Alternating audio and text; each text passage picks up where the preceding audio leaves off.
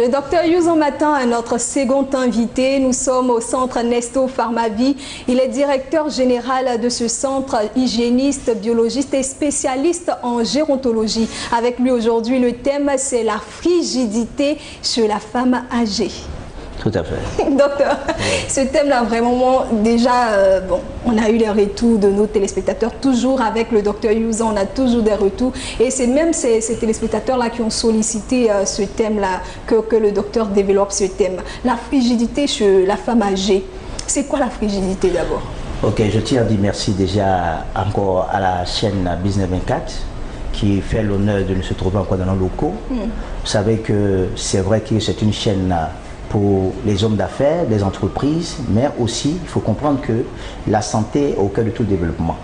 Alors, nous savons aujourd'hui combien de fois les femmes sont touchées par certains maux.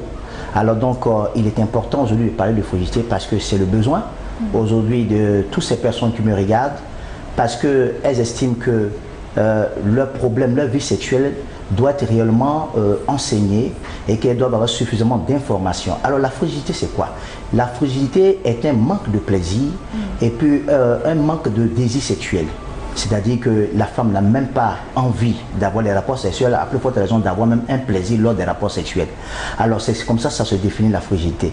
Alors il faut comprendre que la frigidité a des causes un peu psychologiques. Parce que vous savez que la plupart des personnes qui sont touchées dessus, ce sont des femmes d'un certain âge. Et donc lorsque elles voient leurs petits-enfants, leurs enfants en train de grandir, elles ne désirent plus avoir des rapports sexuels avec leur mari. Donc l'une des raisons de la frigidité, c'est déjà la présence des petits-enfants. Il faut comprendre que les causes sont multiples. Premièrement, ce que nous pouvons énumérer ici, c'est la psychologie des personnes d'un certain âge. Pourquoi? Parce que lorsqu'elles voient les petits-enfants, alors elle se dit que les rapports sexuels ce n'est plus d'actualité, alors que papa, lui, il a toujours les envies. Alors donc la maman ici est un instrument, je peux dire, de danger maintenant, c'est-à-dire que son appareil sexuel, son appareil génital n'est plus un outil de bien-être dans la maison, mais elle peut scandaliser tout le foyer. Si vous voyez, parce que lorsque papa n'arrive plus à s'approcher de sa femme, alors il est exposé à aller dehors, voir les jeunes filles, pour se satisfaire. Et nous connaissons quels sont les dangers qui sont là-bas. Ce sont les maladies cardiovasculaires parce que papa, pour satisfaire la jeune fille, j'ai dit la fois dernière que les rapports sexuels pour les jeunes filles entre de 18 ans à 25 ans, c'est 250 fois rapports sexuels par an. Alors vous comprenez que papa n'a pas suffisamment d'énergie pour satisfaire une jeune fille. Donc il est obligé d'utiliser les produits, les aphrodisiaques, qui peuvent créer d'autres problèmes de santé que malheureusement nous observons lorsque nous recevons ces personnes. Et justement, c'est pour aider nos mamans à ne pas permettre que les papas sortent dehors pour éviter toutes ces maladies qu'on parle aujourd'hui de la frigidité au niveau de la femme d'un certain âge. Tout à fait. Et donc, nous avons l'aspect, l'une des raisons de la frigidité chez la personne d'un certain âge, nous avons l'aspect psychologique. Oui, l'une des raisons, c'est l'aspect psychologique, parce que la psychologie est déjà installée, parce qu'elle a affecté de par tout ce qu'elle voit autour d'elle de son état, parce qu'il y a l'état aussi biologique qui compte aussi effectivement, qui vient en second plan, parce que maman ne sécrète plus certaines hormones, parce que pour qu'elle puisse avoir ces envies là, il faut au moins la présence des règles. Et malheureusement, lorsqu'elle rentre dans ces problèmes de ménopause, tous ces hormones commencent à diminuer. Vous savez, il y a une quantité d'hormones que la femme sécrète durant sa période où elle peut prendre des grossesses. Mais lorsqu'elle rentre dans cette phase de vieillissement, on observe effectivement chez la femme cette baisse et ces carences en ces hormones. Donc ça perd les envies. D'abord, elle n'a plus envie d'avoir des rapports sexuels et elle n'a même plus de plaisir. Parce que chaque fois qu'elle-même elle s'aventure à faire des rapports sexuels, elle ne sent aucun plaisir. Alors c'est pour cette raison que Dr Youzan aujourd'hui veut proposer des traitements assez importants, assez efficaces, pour que les mamans puissent avoir des rapports sexuels jusqu'à même à 90 ans. Est-ce que la perte, docteur, des envies sexuelles, c'est une maladie chez la femme d'un certain âge? Non. C'est pas quelque chose de normal arrivé à un stade de la vie? Oui, puisque nous parlons ici ce n'est pas d'origine bactérienne, parce que la frigidité n'est pas d'origine bactérienne. Je l'ai dit tout à l'heure que c'est d'origine psychologique et puis aussi biologique. Et vous savez que lorsque ces hormones sont présentes, la femme s'approche de l'homme. Mais lorsque on voit cette baisse de certaines hormones, c'est-à-dire que ces hormones ne sont plus présentes, alors la femme reste dans cette étape de frigidité. Donc elle ne veut plus, quand le mari s'approche d'elle, ne la touche pas. Donc ce n'est pas d'origine bactérienne, mais c'est seulement biologique. Voilà. C'est biologique. Alors donc, les systèmes endocriniens sont touchés parce qu'il faut comprendre que le vieillissement touche le système endocrinien. Donc, tous les tissus qui produisent des hormones sont aussi affectés. Donc, surtout les glandes sexuelles, surtout chez la femme d'un certain âge. Donc, les envies ne sont plus. Alors, nous proposons ici des traitements qui permettent de stimuler la femme pour dire que c'est elle qui se voit vieille. Sinon, toutes les fois que papa est dans le besoin et qu'elle n'a plus ses envies, nous pouvons lui donner des traitements qui lui permettent de stimuler réellement ses envies et puis elle peut avoir ses rapports sexuels sans danger. C'est vrai qu'il faut comprendre qu'elles n'ont plus la même vigueur en termes de rendement sexuel, mais dans la stimulation et dans l'alimentation, on peut renforcer son corps avec certains minéraux qu'elle a perdus. Parce qu'il faut comprendre que l'utérus de la femme, il y a une quantité d'eau qui constitue réellement une flore assez importante. Donc il y a de l'eau, il y a des minéraux qui favorisent réellement, comment on appelle, la ténacité de la muqueuse vaginale chez la femme d'un certain âge. Alors nous renforçons ça et une fois qu'elle commence à sécréter certaines substances qui favorisent réellement toute pénétration lors des rapports sexuels, alors la maman peut avoir la jouissance et tout le bonheur sexuel qu'elle désire. Voilà. Généralement, la cadence, le rythme des rapports sexuels chez la femme d'un certain âge, ça doit être de quel ordre? Oui, il faut comprendre que, je l'ai dit tout à l'heure, que pour les jeunes filles entre 18 et 25 ans doivent avoir des rapports sexuels 250 fois par an. Mais chez les personnes d'un certain âge, lorsque entre 50 et 80 ans, il faut comprendre qu'elle peut avoir au moins 2 fois rapport sexuel par semaine. Par semaine. Ça, c'est ce qui est conseillé. Parce que vous savez très bien que, je vous ai dit la fois dernière que les rapports sexuels ne sont pas seulement un acte de plaisir, mais un acte thérapeutique, parce que c'est pour le bien-être même des mamans. Vous savez, les mamans, vous qui me regardez, c'est sûr que vous constatez que lorsque vous avez des rapports sexuels avec papa, vous voyez comment votre organisme, comment vous vous sentez le matin, on sent certaine joie et un certain plaisir. Psychologiquement, on se voit jeune, se sent forte et on a envie de vivre encore. C'est pourquoi il ne faudrait pas qu'elle puisse être un obstacle aux envies des papas. Parce que, comme je l'ai dit, si elle refuse, si elle n'accepte pas, elle expose monsieur à des problèmes cardiovasculaires, parce que quand il va aller chez la jeune fille, il aura besoin d'avoir plus d'efforts à fournir, ou bien il sera obligé de prendre des aphrodisiaques pour satisfaire. Malheureusement, comme je l'ai dit, on arrive à des maladies, à des hospitalisations assez sérieuses chez la personne du 3e âge. Docteur, est-ce que la femme d'un certain âge, pour être épanouie sexuellement, a besoin aussi de lubrifiants? Oui, et il faut comprendre que les lubrifiants, moi je ne le conseille vraiment pas, parce que c'est vrai que les femmes d'un certain âge vivent ce qu'on appelle un dessèchement vaginal. Alors, les lubrifiants peuvent être acceptés par moment, mais je déconseille, parce que souvent ces lubrifiants provoquent des irritations. Et lorsque les irritations ne sont pas efficaces, la femme peut être exposée à des infections, parce qu'il faut comprendre qu'il y a des bactéries. Il y a des bactéries qui sont propres à l'appareil génital de la femme.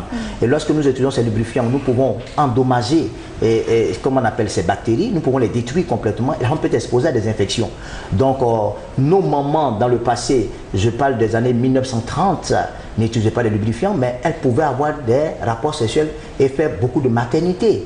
On voyait ça jusqu'à même, et la Bible me mettait encore une référence, et Sarah avait 90 ans, mais il n'y a pas de lubrifiant à cette époque-là. Mais elle pouvait avoir des rapports sexuels avec son mari, et elle a eu un joli bébé. Voilà, donc c'est pour dire que tant que les organes sont présents, et tant que les organes, il n'y a pas d'ablation de l'utérus, tant qu'on ne vous a pas enlevé les ovaires ou bien l'utérus, c'est quelque chose, il y a possibilité de stimuler ces organes-là pour que maman puisse produire des hormones et puis avoir des rapports sexuels assez paisibles et assez intéressants. Donc les lubrifiants à proscrit. Et comment on stimule dans ce cas-là la libido chez la femme âgée? C'est pourquoi nous avons, Dr Youzan aujourd'hui, bien conseillé pour nos mamans qui me regardent, parce que vous n'êtes pas vieille. Vous comprenez, vous n'êtes pas vieille, vous êtes très jeune, mais c'est votre psychologie qui devient maintenant un danger pour votre personne.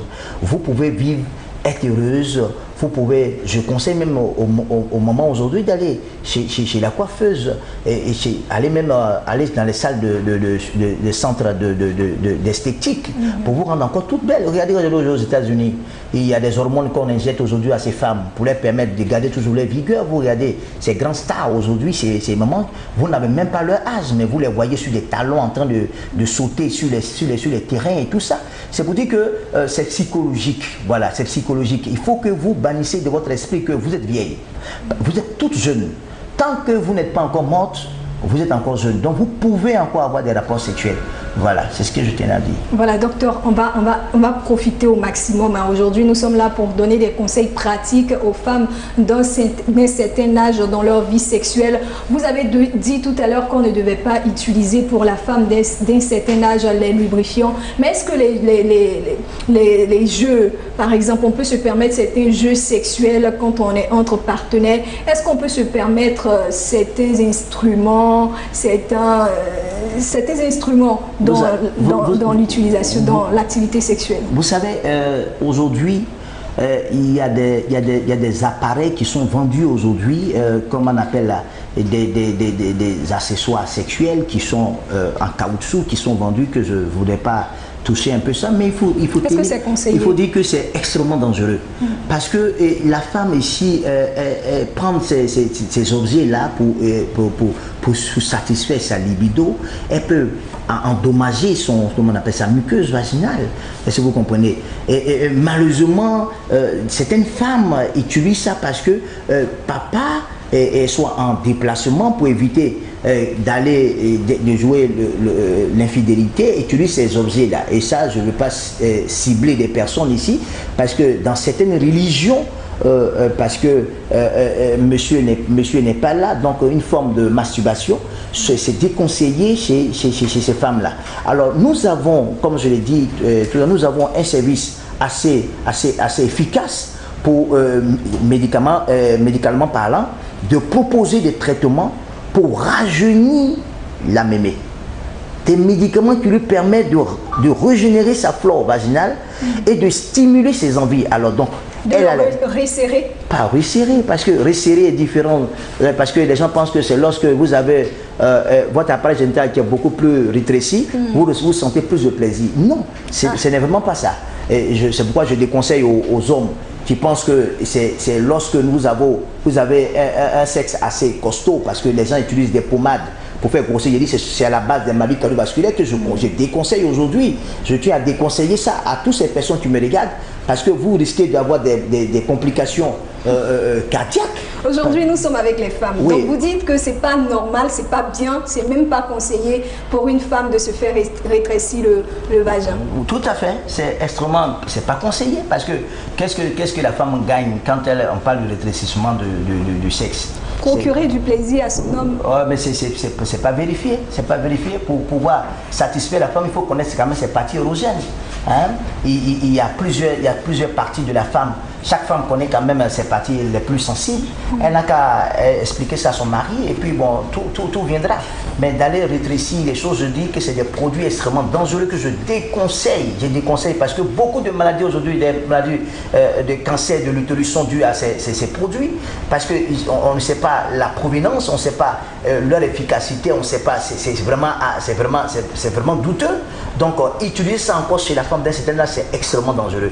Je le dis et je le répète, l'organisme ici a la capacité de produire ses propres, le liquide séminal qu'une femme peut produire facilement pour favoriser les pénétrations, pour permettre à la femme d'obtenir même son orgasme et tout ça. Donc c'est pour dire que c'est vraiment assez intéressant de parler de ça, parce que malheureusement, nos mamans dans ces derniers âges-là sont en train de souffrir trop de problèmes de cancer, et souvent on ne connaît pas vraiment les causes. Or, quand vous faites vous faites des enquêtes, il se trouve que ces femmes d'un certain âge sont exposées souvent à des produits qu'on entend parler, des produits pour faire rétrécir ceci, pour traiter ceci. Et ça, vraiment, je le déconseille. Vous déconseillez. Alors, docteur, on pourrait comprendre dans ce que vous êtes en train de dire que le plaisir sexuel n'est pas seulement que pénétration. Si on n'arrive pas à satisfaire, parce que généralement les femmes font recours à ces méthodes-là, comme quoi resserrer un peu le sexe, c'est pour faire plaisir aux hommes, parce qu'il paraît qu'ils aiment ce qui est serré, entre griffes. Voilà, donc Vous voulez nous faire comprendre par là que la pénétration n'est pas seulement la seule source de plaisir sexuel. On peut recourir à d'autres méthodes. Tout à fait. Donc, comme je l'ai dit, ce genre d'activité sexuelle, c'est toute une complémentarité. Il faut quand même pouvoir échanger parce que lorsque la femme est prête, lorsqu'elle a les envies, comme je l'ai dit la fois dernière, il y a les hormones qu'on appelle les hormones du câlin, que la femme peut produire. Et ça permet de pouvoir préparer la femme à un acte sexuel.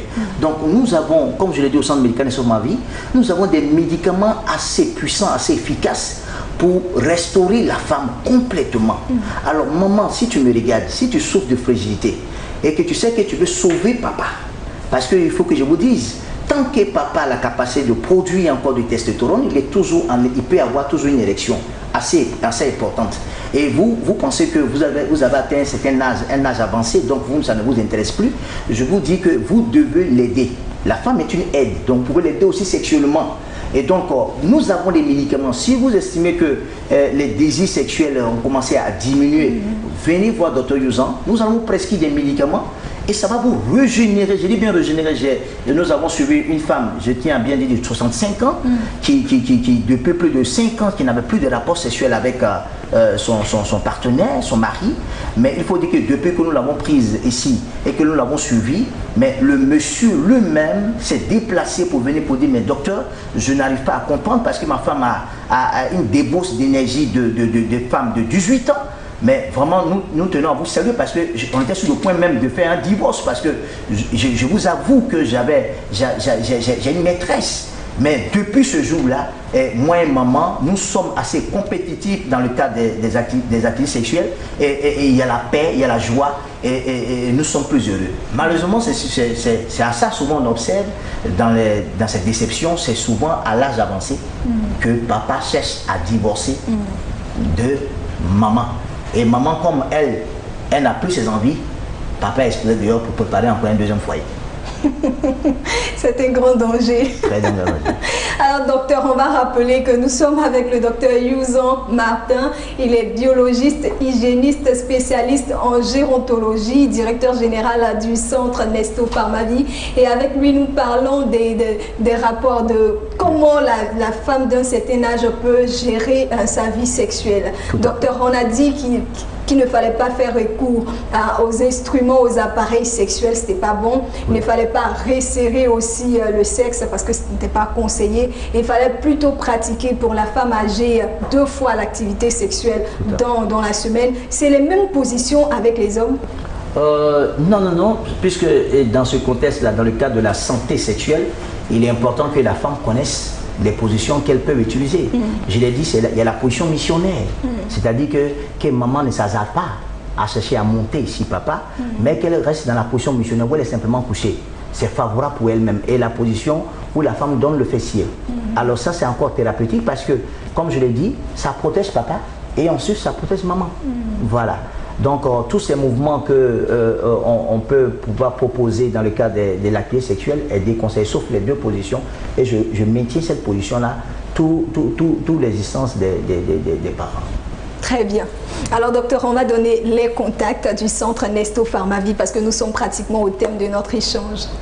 Alors, les contacts sont les suivants. Au niveau d'Abidjan, nous sommes au 24 38 54 28. Je répète, 24 38 54 28 et nous avons une agence au niveau de Grand Bassam. Nous sommes au 21 30 25 47. 21 30 25 47 pour la ville de Grand Bassam.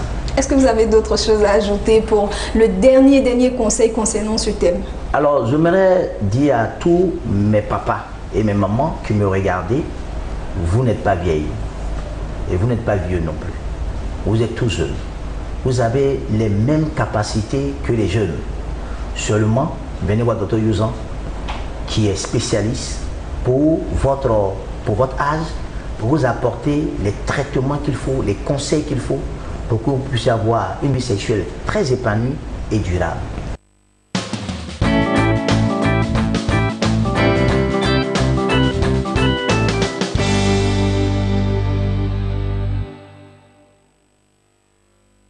Et Eh bien, nous voilà à la fin de cette émission. Nous avons été ravis de vous la présenter, moi et toute l'équipe de cette matinale du vendredi. Nous vous disons à la semaine prochaine et n'oubliez pas, prenez soin de vous et des autres parce que la vie est très chère. À très vite.